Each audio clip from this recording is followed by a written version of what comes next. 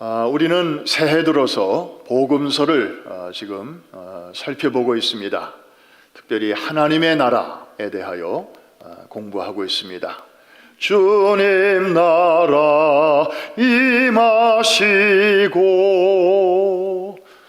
주기도문도 우리가 늘 하면서 하나님 나라, 우리가 늘 많이 말을 하고 듣습니다마는 그것이 무엇인가 우리는 사실 잘 몰랐습니다. 그런데 하나님의 완전한 통치가 이루어진 상태, 그걸 가리켜서 하나님의 나라라고 하죠. 그런 상태를 이제 히브리어로 샬롬이라고 하고, 그것과 가장 가까운 우리말 단어를 우리가 찾았는데, 그 전에는 평안, 평강이었어요. 그런데 이것은 굉장히 좀 신학적인 단어였기 때문에 마음에 이렇게 확 와닿지를 못했어요. 그런데 우리말의 행복이라고 하는 단어, 우리가 행복 그러면 굳이 많은 설명을 하지 않아도 마음에 이렇게 느껴지는 바가 있지 않습니까? 성경에도 오늘날 내가 너희의 행복을 위하여 이렇게 명령하는 것을 잘 지키라. 그래서 하나님 나라에만 들어가면 거기에 세상이 줄 수 없는 그런 행복이 있다 하는 것을 우리가 공부했습니다. 그러면 어떻게 하면 샬롬이 없던 상태에서 그 샬롬의 세계로 우리가 들어갈 수 있는가? 지난 시간에 우리가 말씀을 통하여 살펴보았습니다. 첫째로는 하나님으로부터 멀리 떠나던 방향에서 방향을 돌이켜야 한다. 이것이 바로 회개라는 것이죠. 그 다음에 돌이키는 것으로 끝나는 게 아니고, 하나님이 우리에게 거저 주시는, 은혜로 주시는 구원이라는 선물을 내미실 때 우리는 손을 내밀어 받기만 하면 된다. 그것을 받기 위해서 내미는 우리 마음의 손을 가리켜 성경은 뭐라고 한다? 믿음이라고 한다. 그래서 돌이키는 회개와 그 다음에 손을 내밀어 받는 믿음, 이것만 하면 어느 누구나 그가 어떻게 살아왔던지를 묻지 아니하시고, 과거를 묻지 아니하시고 우리에게 구원이라는 선물을 주신다 하는 것까지 우리가 살펴보았습니다. 여기까지 이해가 되시면 아멘 하십시다. 그러면 오늘은 이제 이 세상 한복판에서 이 하나님의 나라는 어떻게 확장되어 가는가 하는 그 첫걸음을 우리가 오늘 보게 되겠습니다. 첫째, 사람을 부르십니다. 예수님은 사람들과 함께 이 나라를 확장시켜 나가기를 기뻐하셨습니다. 여러분, 성경을 보면 하나님이 홀로 하시는 일이 있고요, 그 다음에 사람들과 함께 하시는 일이 있습니다. 묻습니다. 창조는 홀로 하셨나요? 함께 하셨나요? 창조할 때는 사람 없었어요. 사람 도움 받지 않으셨어요. 그냥 성부, 성자, 성령 하나님께서 하신 거예요. 그러나 소위 재창조, 창조의 샬롬이 깨졌을 때 하나님께서는 새로운 창조, 곧 구원을 계획하시고 그 일을 진행하실 때에는 사람들과 함께 하기를 기뻐하십니다. 자, 그 중에서도 어떤 사람일까요? 죄인이었던 적이 있는 사람. 그래서 죄가 얼마나 무서운 것인가, 그리고 그 안에서 산다는 게 얼마나 비참한 것인가, 얼마나 무력한 것인가를 느껴본 사람, 그리고 그 후에 거기서 건짐을 받은 경험이 있는 사람, 그래서 그 자유가 얼마나 소중하고 그 은혜가 얼마나 감사한지를 깨달아 본 사람, 그런 사람을 이제 부르셔서 같이 일하시는 것입니다. 그 소식을 나누게 하시는 것입니다. 여러분, 요새 카톡 여러분들 많이 사용하시잖아요. 저도 가만히 이렇게 있으면 전화기가 얘는 쉬지를 못해요. 그냥 툭 하면 카톡 그러고 뭐 시도 때도 없어요. 그래서 누가 이렇게 이런 시간에 카톡을 보냈나 하고 이렇게 보면 읽어보면 괜찮은 내용이 많아요. 그러니까 보낸 사람은 오죽하면 그 시간에 보냈을까요? 내용을 읽어보니까 너무 좋은 거예요. 이거 누구한테도 보냈으면 좋겠다, 누구랑 같이 나누면 좋겠다. 좋으니까 나누는 거거든요. 별 볼 일 없으면 누가 그걸 보내겠어요. 그러니까 바로 이런 마음. 그래서 천사들이 우리 사람을 하나도 부러워할 게 없는데 부러워하는 것 딱 한 가지 있습니다. 바로 복음 전할 부탁을 자기들은 못 받았는데 저 사람들은 받았다고 하는 거. 우리 찬송가에 그런 찬송이 있잖아요. 주에게 부탁하신 일 천사도 뭐 하겠네? 흠모하겠네. 우리를 되게 부러워한다는 거죠. 우리 같이 한번 불러보십시다. 주에게 부탁하신 일 천사도 흠모하겠네.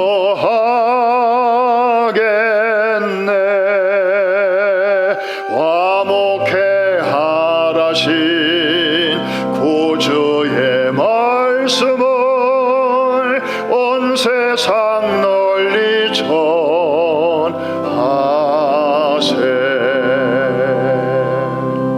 아멘입니까? 천사가 우리를 부러워해요. 사람들을 부르셨습니다. 함께 일하시려고.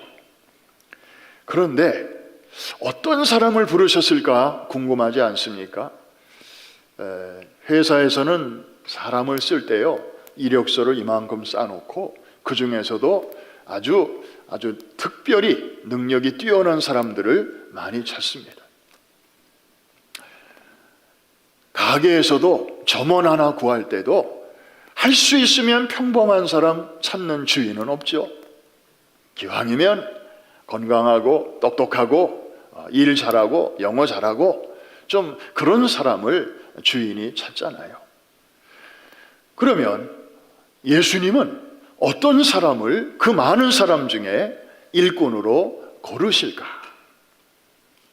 놀랍게도 지극히 평범한 사람을 주님은 찾으셨습니다. 여러분, 지금 오늘 본문의 무대는 갈릴리입니다. 서민들이 사는 변방입니다. 별로 대단한 인물들이 별로 없어요. 여기는 스펙이 좋은 인물들은 다 저쪽에 있습니다. 어디에 있을까요? 예루살렘에 있습니다. 공부 많이 한 사람들, 그리고 종교적으로 영향력이 큰 인플루언서들은 다 예루살렘에 모여 있었어요. 성전도 거기 있었고요, 제사장들도 거기 있었고요. 그런데 예수님은 거기서 하나님 나라 운동을 시작하시지 않았습니다. 이 갈릴리, 서민들의 애환이 물결치는 그 동네에서 선교 센터를 가버나움에 정하시고 거기서부터 일을 시작하셨습니다. 왜 그렇게 하셨을까요? 세상 사람들은 능력이 이렇게 다들 제한되어 있으니까 할 수 있으면 특별하게 뛰어난 사람들을 뽑아서 모아서 뭔가를 해야 대단한 그 업적이 이루어진다고 생각을 하는 거죠. 그러나 주님은 그렇지 않으십니다. 아주 평범한 사람들을 통해서 아주 비범한 일을 행하시는 일에 전문가이십니다. 그래서 고린도전서 1장 26절에 보니까 하나님이 사람을 고르시는 그 원칙이 저기 잘 나와 있습니다. 같이 한번 읽겠습니다. 시작. 형제들아, 너희를 부르심을 보라. 육체를 따라 지혜로운 자가 많지 아니하며 능한 자가 많지 아니하며 문벌 좋은 자가 많지 아니하도다. 오디너리 피플을 하나님은 좋아하시는 거예요. 우리 옆에 계신 분에게 얼굴을 다시 한번 쳐다보면서 그대 모습을 보니까 그렇네요. 한번 우리 한번 인사하십시다. 정말 우리 교회 성도님들은 다 정말 좋으신 분들이에요. 그런데 공통점이 있어요. 뭐 특별히 뛰어난 분이 없어요. 무슨 뭐 장관도 없고요. 무슨 총장도 없고요. 그냥 평범한 그런 이민자들이 대부분이죠. 그런데 하나님께서는 그런 우리 교회, 또 그런 성도들에게 세계적인 일을 막 맡기시잖아요. 사실 우리 교회보다 더 교인 수도 많고 또 재정도 더 넉넉한, 또 네트워크도 막강한 그런 교회들이 사실 미국에 많이 있어요. 전 세계에 많이 있어요. 그런데 어떻게 그런 글로벌한 사역을 그냥 이민교회 하나에 불과한, 그리고 그저 담임 목사를 포함해서 성도들이 다 그냥 그렇게 평범한 사람들이에요. 근데 그런 교회에 이런 일을 왜 맡기시는가? 그 이유가 있어요. 고린도전서 1장 29절에 그 이유가 있습니다. 다 같이 한번 읽습니다. 시작. 이는 아무 육체도 하나님 앞에서 무엇하지 못하게, 자랑하지 못하게. 여러분, 사실 우리가 자랑할 게 없는 사람들이잖아요. 왜냐하면 우리가 지금 누리고 있는 모든 것은 원래부터 내 것이 아니고, 내가 성취한 것이 아니고 전적으로 하나님의 무엇이기 때문에, 은혜이기 때문에 그래요. 질그릇과 같은 우리 안에 하나님께서 보배를 담아주신 거죠. 그러니까 자랑할 게 있다면 나 자신이 아니고 내 안에 이렇게 귀한 것을 담아주신 하나님의 은혜밖에는 없는 줄로 믿습니다. 이게 하나님이 일하시는 방법이에요. 그래서 여러분들이야말로 정말 하나님이 쓰시기에 딱 좋습니다. 왜냐하면 너무나 평범하기 때문에. 이해가 되시면 아멘 하십시다. 그런데요, 그렇다고 아무나 막 부르시는 게 아님을 우리는 알 수 있습니다. 어떤 사람들을 부르셨는가? 시몬과 안드레 형제를 부르셨고요, 그 다음에 야고보와 요한 형제를 부르셨어요. 그런데 이들이 뭐 할 때 부르셨는가를 우리가 보아야 합니다. 마가복음 1장 16절에 보니까 시몬과 안드레 형제가 바다에서 그물을 던지고 있었을 때, 그리고 야고보와 요한 형제는 배 안에서 그물을 깁고 있을 때, 영어 성경 보니까 preparing their nets, 그러니까 다음에 물고기 잡기 위해서 그물을 손질하고 있었을 때, 그러니까 이 두 형제는 서로 다른 곳에서 제각기 뭔가를 열심히 하고 있었다는 것입니다. 그런데 오늘 우리가 함께 읽었던 누가복음 5장과 이 마가복음 1장을 종합해보면 전체적인 그림이 그려지는데요, 전날 밤 무슨 일이 있었는가 하면 고기를 한 마리도 못 잡은 것입니다. 허탕친 것입니다. 그런데요, 이들의 행동을 보십시오. 낙심하지 않았습니다. 그들은 다시 그물을 붙들고 뭔가를 하고 있었습니다. 텅 빈 그물에서 절망의 이끼를 씻어내고 있었고요, 또 다른 형제들은 어젯밤에는 허탕쳤지만 다음번에는 이 그물 안에 고기가 가득할 거야, 그놈들이 빠져나가지 못하도록 헤어진 부분을 이렇게 수선을 하고 약한 부분들을 이렇게 매만지고 있었던 것입니다. 다시 말해서 오늘에 충실하며 내일을 준비하는 사람들이었습니다. 자포자기하지 않았습니다. 낭망해서 술이나 먹고 노름이나 하고, 그리고 자기가 못 잡은 그 억울함을 주변이나 세상을 이렇게 욕하면서 그렇게 생활하지 않았습니다. 주님은 지나가시다가 수많은 사람들이 주님 곁을 스쳐 지나갔지만 바로 이런 사람들에게 눈길을 주셨습니다. 그리고 그런 사람들을 선택을 하셨습니다. 자기 주어진 일에 크든 작든, 또 실패했든 성공했든 성실하게 임하는 그런 사람들을 주님께서는 뽑으셨던 것입니다. 사랑하는 성도 여러분, 여러분들이 지금 하고 있는 일이 사람 보기에 대수롭지 않게 보일 수도 있을 것입니다. 그러나 하나님은 정말 중심을 보시는 분이십니다.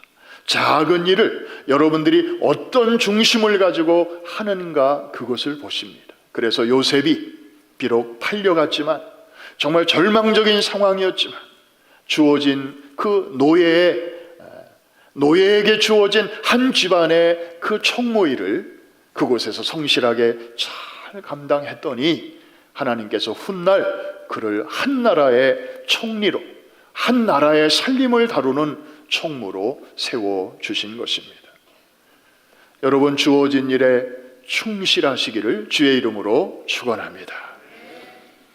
한 가지만 더 우리가 살펴볼 게 있습니다.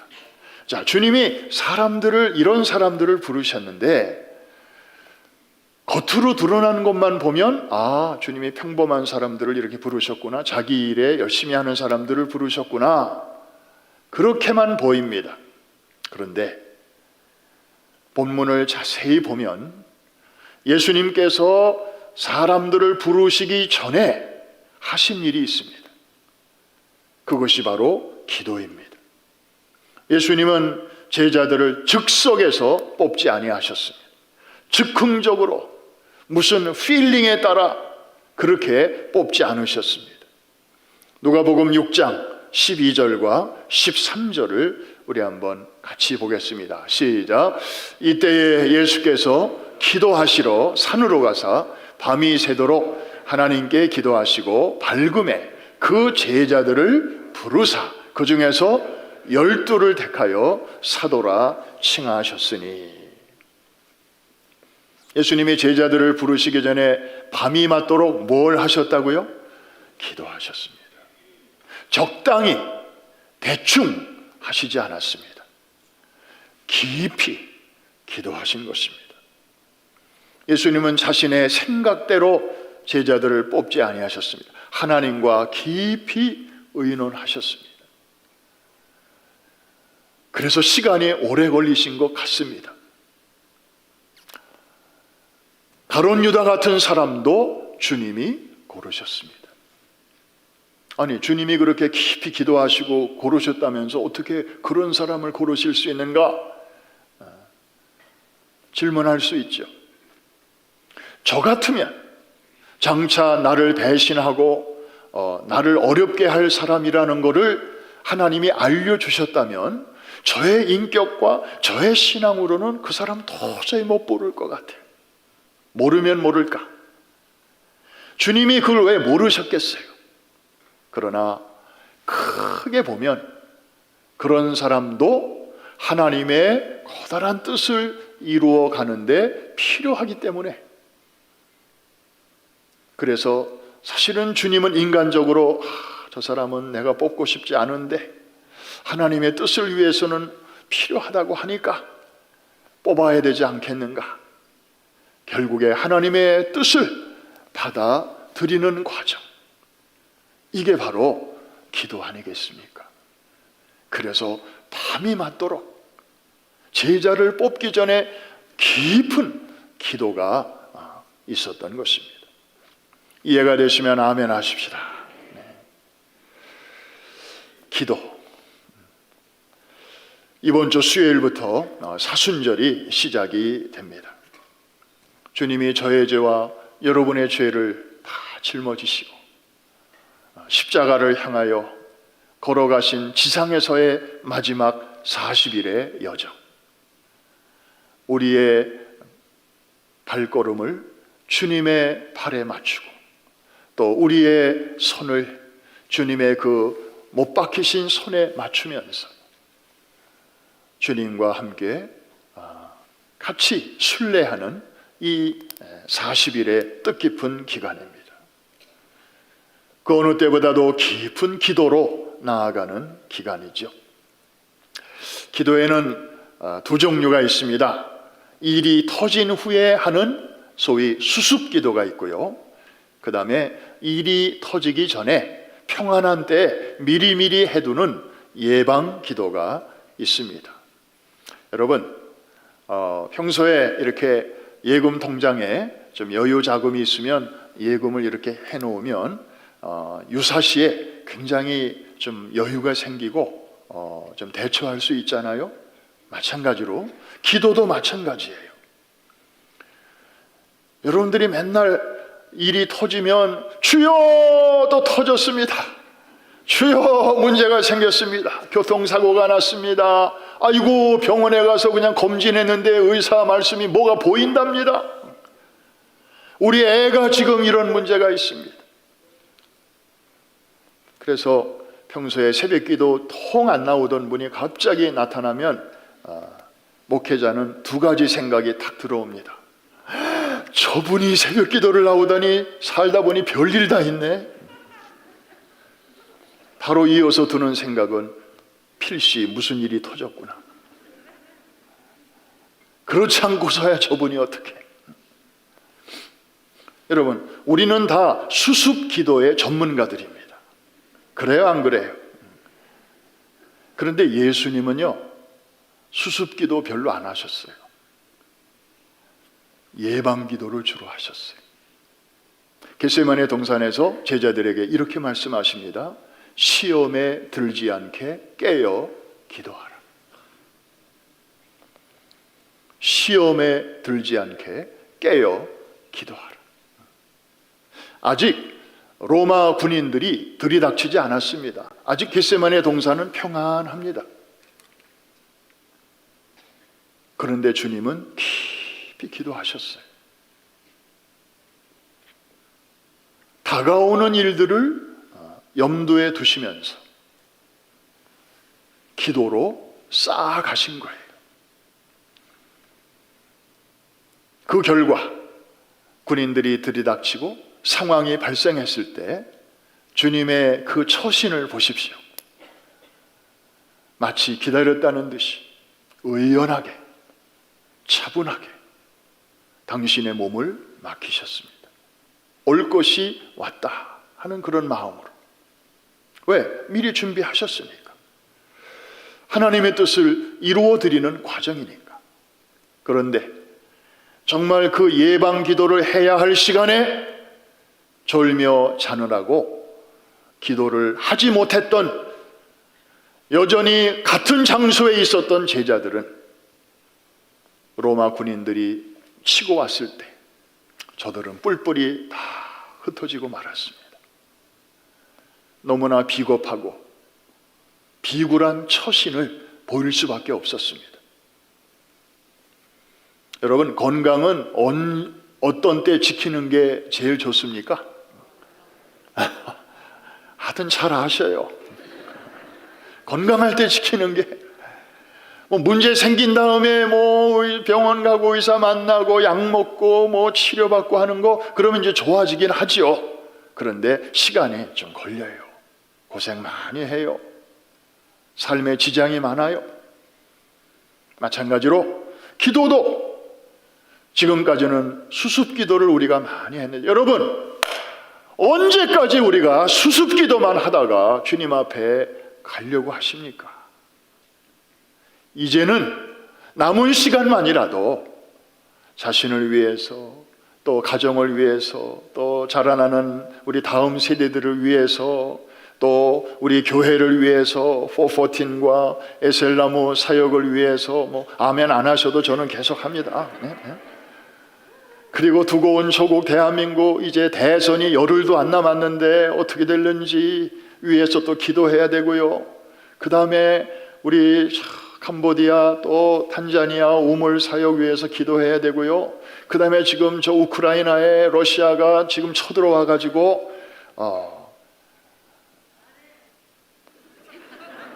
정말 우리가 기도해야 할 일들이 너무너무 많은데, 맨날 그냥 터지면 주여, 그거 우리 지금까지 많이 했으니까 이제는 예수님의 발자취를 따라서 이번 사순절 기간만이라도 예방기도의 사람들 되시기를 주의 이름으로 축복합니다. 너무 좋은 기회예요. 특별히 하나님께서는 우리 교회에 팬데믹 기간 2년 동안에 오히려 선교의 문을 활짝 열어주셨어요. 그래서 하나님의 선교의 시계는 멈춘 적이 없어요. 꾸준하게 하게 하셨어요. 캄보디아 프로젝트, 저 어마어마한 프로젝트가 팬데믹 기간에 저렇게 청사진이 만들어지게 하셨어요. 할렐루야. 또 에셀나무 프로젝트, 다음 세대들을 정말 하나님의 사람으로 잘 일으켜서 선교적 마인드를 가지고 대학도 가고 그 다음에 사회로도 진출하게 하고, 더 나아가서는 우리 1세대들이 잘 감당해 주셨던 그 414 윈도우의 깃발을 이제 저들이 이어받아서 또 한 시대 잘 달려갈 수 있도록 저들을 세우자고 하는 이런 에셀나무 프로젝트의 비전도 팬데믹 기간 동안에 하나님이 주셨어요. 할렐루야. 그런데 여러분, 선교는요 이벤트가 아니에요. 선교는 프로그램이 아니에요. 선교는 무슨 액티비티가 아니에요. 선교의 본질은 영적 전쟁입니다. 사단의 권세 아래 사로잡혀 있던 그 영혼들을 복음의 능력으로 어둠에서 빛으로, 사단의 권세에서 하나님의 나라로 다시 데려오는 영적인 전쟁이에요. 그러므로 이것은 기도가 뒷받침되지 아니하면 선교를 행사로 할 수는 있지만 열매는 없어요. 이해가 되시면 아멘. 마치 아말렉과의 전투가 벌어졌을 때 여호수아가 군대를 이끌고 열심히 싸우잖아요. 그런데요, 여호수아가 열심히 한다고 해서 이기고 지는 게 아니었어요. 산 꼭대기에서 모세가 손을 들고 기도할 때, 모세의 손이 올라가 있을 때는 여호수아의 군대가 이겼지만, 모세도 사람인지라 그 손이 점점 내려올 때는 여호수아가 아무리 열심히 싸워도 아말렉이 우세했어요. 이게 바로 영적 싸움의 본질입니다. 그러므로 아무리 바쁘고 아무리 힘들어도 주의 일은 기도 없이는 이루어질 수가 없습니다.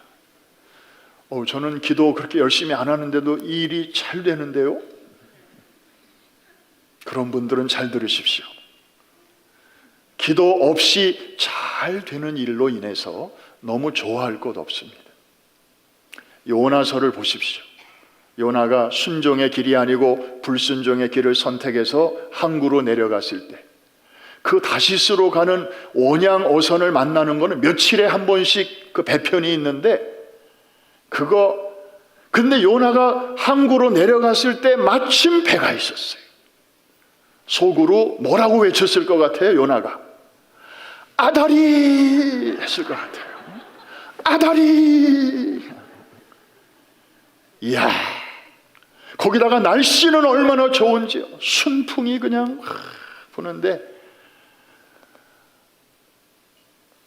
그런데 여러분, 그 순풍은 곧 대풍으로 바뀌었습니다. 멀쩡하던 바다에 갑자기 돌풍이 몰아닥치면서 하나님은 요나가 가는 길을 막으셨습니다. 일시적으로는 잘 될지 몰라요. 그러나 멀리 보면, 글쎄요, 하나님이 버리신 사람이라면 모를까, 하나님이 너는 내 것이다 이렇게 부르신 사람들은요, 하나님이 가만히 두지 않으셔요. 대풍을 통해서라도, 풍랑을 통해서라도 깨닫게 하시고 정신 차리게 하셔서 반드시 있어야 할 제자리로 돌아오게 하시는 분인 줄로 믿습니다. 중요한 것은 기도입니다.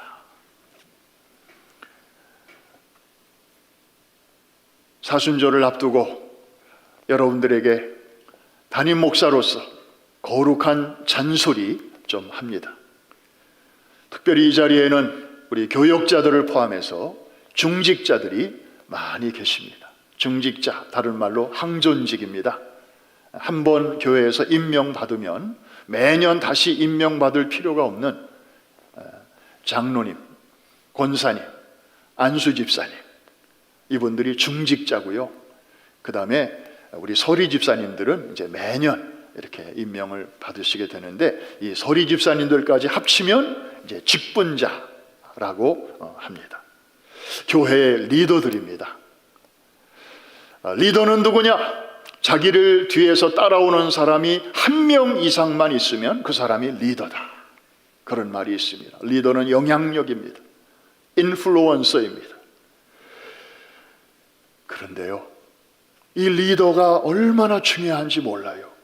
청교도 목회자였던 리차드 백스터 목사님은 교회의 중직자들이 자신을 살펴야 하는 까닭에 대하여 다음과 같이 말하고 있는데, 이거 우리 특별히 중직자들이 경청해야 할 말입니다. 첫째, 당신의 영혼 역시 연약하고 범죄하기 쉽기 때문에 자신을 주의 깊게 살펴야 합니다.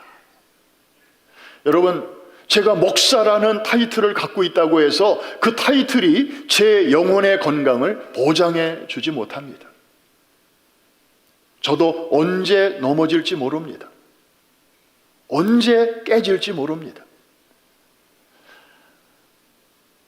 여러분이 장로의 타이틀, 권사의 타이틀, 안수집사의 타이틀을 갖고 있다고 해서 그것이 여러분의 영혼을 보장해 주지 못합니다. 우리는 다 연약한, 언제 넘어질지 모르는, 깨어지기 쉬운 그런 영혼을 지니고 있습니다. 만일 무죄한 상태의 아담이 조심하지 않다가 방심하다가 타락하였다면 하물며 우리는 말해 뭐 하겠는가? 여러분, 아담은 그 이전에 죄를 한 번도 범한 적이 없었어요. 그런데 방심하다가 넘어졌어요. 그렇다면 우리는 전에 많은 죄를 범했던 경험이 있어요. 우리는 넘어진 경험이 많아요. 그런 우리들은 얼마나 더 조심해야 되겠는가 하는 것입니다.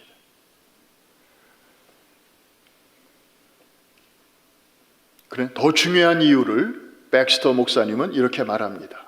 중직자인 당신은 사탄이 특별히 주목하는 타겟이기 때문에 더욱 조심해야 합니다. 그리스도의 종인 당신은 사탄의 세력에게는 심각한 위협 요소가 됩니다. 만일 사탄이 성공적으로 당신을 쓰러뜨리면 그 다음에는 더 많은 사람들을 쓰러뜨리는데 당신을 이용할 것입니다. 여러분, 미국의 그 과거에 그 텔레반질리스트라고 해서 TV로 전도하는 그 부흥사들이 있었습니다. 대단했습니다. 그런데 그 중에 어느 한 분이 스캔들로 쓰러지니까요, 기독교 신앙에서 떠난 사람들이 얼마나 많은지 모릅니다. 영향력입니다. 사탄은 우리보다 훨씬 스마트합니다. 그래서 어디를 때려야, 누구를 쳐야 양들이 흩어지는가를 너무나 잘 알고 있습니다.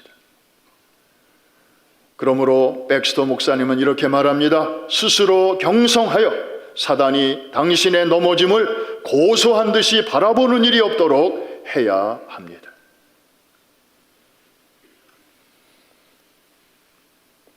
사진을 좀 몇 장 보여드리겠습니다. 여러분도 최근에 우크라이나 전쟁 소식을 들으시죠? 저도 이번 주에 뉴스를 이렇게 보다가 문득 저 사진이 눈에 들어왔습니다. 저 사진은요, 우크라이나 땅에 진격한 러시아 군대입니다. 저들의 장갑차와 탱크에 저렇게 영문 이니셜 한 글자가 쓰여져 있는 것이 보이시죠? 다음 사진. 러시아 군대의 탱크와 또 장갑차, 거기에도 저렇게 Z자가 선명하게 다 빠짐없이 써져 있습니다. 다음 사진. 저 탱크에도 저 글자가 써져 있습니다. 많은 사람들이 저게 뭔가에 대해서 해석이 분분합니다. PR을 식별하기 위한 표시다, 이렇게 보는 사람도 있고요. 그런데 러시아 언어의 알파벳에는 저 Z자가 없어요. 그러면 피하 식별을 위해서 쓸 것 같으면 자기들이 익숙한 글자를 써야 정상 아닙니까? 자기네 랭귀지에도 없는 저런 암호 같은 글자를 저렇게 쓸 리는 없을 텐데, 그래서 또 하나의 해석을 보니까 우크라이나의 대통령의 이름이 블라디미르 젤렌스키인데 그 젤렌스키의 첫 글자 Z를 저기다가 쓴 것이 아닌가, 또 이렇게 보는 견해들도 만만치 않습니다. 일종의 심리전이라는 거죠. 야, 우크라이나 대통령, 너 잡으러 왔다. 내 목을 따러 왔다. 좋은 말로 할 때 빨리 항복해. 여러분, 전쟁할 때 전략은 항상 마찬가지입니다. 옛날에도 그랬고 지금도 그랬고, 장수의 목을 베면 군사들은 흩어지기 마련입니다. 영향력 있는 사람이 도망가면, 항복하면 그 전쟁은 싸우나 마나입니다. 군대도 사기가 저하될 것이고 국민들도 목자 잃은 양같이 뿔뿔이 흩어질 것이 뻔하기 때문이죠. 그래서 대통령을 심리적으로 압박하는 그런 수단으로 저렇게 첫 글자를 따가지고 진격하고 지금 밀고 들어오는 것이다. 많은 사람들이 예측을 했습니다. 대통령이 곧 도망가거나 물러날 것이다. 왜? 그 사람은 코미디언 출신이고 뭐 전쟁의 경험도 없고 그래서 겁먹고 달아날 것이다. 그런데 그 예상이 지금 빗나가고 있잖아요. 미국이 우크라이나 대통령이 도망갈 수 있는 항공편을 마련해 준다고 했을 때 그 대통령이 거절을 했습니다. 그리고 막 이상한 소문이 막 이제 퍼지고 있을 때 이 대통령은 자기 강요들과 함께 수도인 키예프의 그 거리에 나가서 SNS로 보란 듯이 사진을 찍었습니다. 국민 여러분, 안심하십시오. 나 여기 있습니다. 여러분과 함께 있습니다. 여러분과 함께 이 도시와 이 나라를 사수할 것입니다. 여러분, 함께 싸웁시다. 그랬더니 국민들이 전직 대통령부터 신혼부부까지 총을 들고 가정마다 화염병을 만들면서 육탄으로 탱크 앞에 서지를 않는가. 정말 온 국민들이 단합해서 지금 막아내고 있지 않습니까? 러시아가 금방 자기네 목적을 취할 줄로 알았는데 전문가들은 말합니다. 저 전쟁의 예상외로 길게 갈 수도 있다. 사랑하는 성도 여러분, 지도자의 중요성입니다. 만일에 이 44살의 젊은 대통령이 초전에 겁을 먹고 비겁한 행동을 취했다면, 자기의 자리를 지키지 못했다면 군대도 와르르, 국민도 와르르. 저는 저 사진을 보면서 많은 생각을 하게 되었습니다. 정말 오늘과 같은 이 어려운 시대에 지도자의 위치가 얼마나 중요한가. 지도자는 한 사람이 아닙니다. 숫자로 보면, 그 영향력으로 보면 수많은 사람들이 그에게 연결되어 있습니다. 참 우크라이나, 우리가 그동안에 참 몰랐던 나라인데, 야, 참 멋있다. 탑 투 바름, 지도자부터 국민에 이르기까지 도스토예프스키 같은 문학가를 배출한 나라요, 차이코프스키 같은 대단한 음악가를 배출한 나라가 우크라이나더라고요. 정말 참 멋있다, 훌륭하다. 나도 모르게 기도하게 됩니다.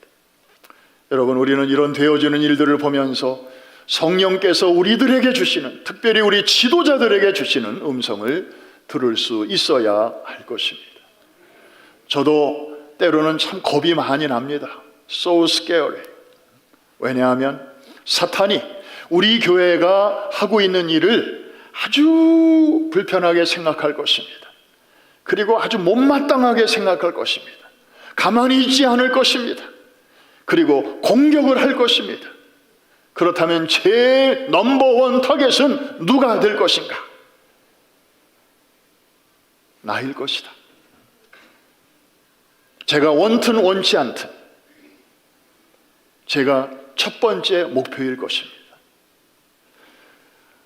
여러분의 기도가 없었다면 저는 벌써 쓰러지고 넘어졌을 것입니다. 그런데 대표기도 하시는 분들이 강단에서 기도하실 때마다 주일도 그렇고 새벽 예배도 그렇고 모든 예배마다 우리 원로 목사님 위해서 기도해 주시고 담임 목사 위해서 기도해 주시고 그런 기도들이 모이고 모여서 정말 영적인 울타리가 되어주기 때문에 여기까지 올 수 있는 줄로 믿습니다. 여러분, 왜 저만이겠습니까?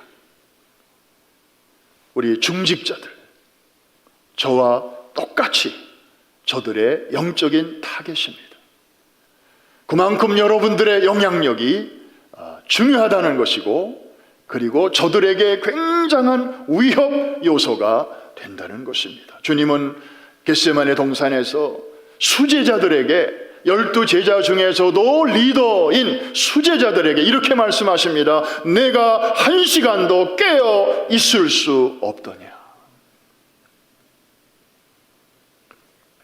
물론 여기서 말하는 1시간은 24시간 중에 1시간을 말하는 것은 아닐 것입니다만은 그 주님이 직접 워딩을 그렇게 하셨어요.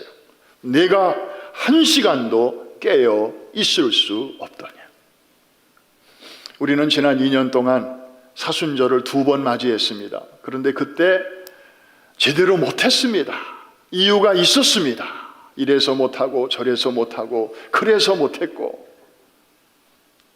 그러나 이제 하나님께서 환경을, 사회적 여건을 이렇게 금년처럼 미국에서 이렇게 자유롭게 열어주신 적이 지난 2년 동안에 없었어요. 작년에도 없었어요. 재작년에는 뭐 말할 것도 없고요. 잔인한 4월이었으니까요. 내가 1시간도 깨어 있을 수 없더냐. 사랑하는 성도 여러분, 특별히 우리 중직자 여러분, 이번 사순절에 다른 때에는 못하더라도 이번 기간 40일만이라도 하루에 1시간을 주님께 드리실 수 있기를 주의 이름으로 축복합니다. 할 수 있으면 성전에 다 모입시다. 도저히 사정상 못 오시는 분들은 가정에서라도 그 1시간을 주님께 드리되 뭐 잘 거 다 자고 먹을 거 다 먹고 볼일 다 본 다음에 찌끄레기 시간 1시간 드리지 말고 그 시간에 온 교회가 깨어 기도하는 그 시간에 여러분도 같이 일어나서 몸과 마음을 정결하게 하고 나를 위하여 십자가를 향하여 뚜벅뚜벅 걸어가신 그 주님을 생각하면서 이번에 1시간 같이 드리실 수 있기를 주님의 이름으로 축복합니다. 결론 한마디 하고 마칩니다. 바쁘다고 피곤하다고 기도를 게을리하면 우리에게 어떤 일이 생기는가 하면요, 다른 거 많지만 한 가지, 손해봐요. 손해봐요. 왜냐하면 여러분, 영어의 present라는 단어가 오늘, 현재라는 뜻과 함께 선물이잖아요. 그래서 두 개를 합치면 오늘이야말로 하나님이 우리에게 주시는 가장 확실한 선물이다. 그런 좋은 뜻이 나오잖아요. 마찬가지로 히브리어에 바라크라는 단어가 있는데 이거는 복이에요. 하나님이 주시는 복이에요. 세상이 주는 복이 아니고 그런데 또 하나의 의미가 뭐냐면은 무릎이에요. 무릎. 그래서 복, 무릎 이 두 단어를 같이 연결을 시키면 세상의 복은 잔머리를 통해서 오지만 하나님이 주시는 복은 어디를 통하여 온다? 무릎을 통하여 온다. 주님 앞에 꿇는 기도의 무릎을 통하여 우리에게 오는 것입니다. 그러므로 이런저런 이유로 기도해야 할 자가 기도하지 않는 것은 그거로 끝나는 게 아니라 그를 향하여 오고 있는 하나님의 복을 스스로 밀쳐내는 것입니다. 다른 사람에게로 지나가게 하는 것입니다. 그러므로 기도를 게을리하면 기도 안 한 만큼 무엇이다? 따라합시다. 손해다. 자본주의 사회니까 이렇게 표현하면 더 확 와닿을 거예요. 한 번 더 표현합니다. 기도 안 한 만큼 뭐다? 손해예요. 이번 사순절 하루에 1시간, 정말 나와 함께 1시간도 깨어 있을 수 없더냐. 주님의 그 안타까운 음성을 우리가 들으면서 주님, 제가 있습니다. 제가 이제 일어나겠습니다. 자다가 깰 때가 되었으니 그동안의 팬데믹의 동굴 속에서 나도 모르게 웅크리고 있었는데 이제 나오겠습니다. 이제 제가 서야 할 자리, 또 제가 해야 할 일을 하겠습니다. 이렇게 나아갈 때 우리 시대의 진정한 제자로 주님께서 환영해 주시고 또 여러분들을 축복해 주시고 사용해 주실 줄로 믿습니다.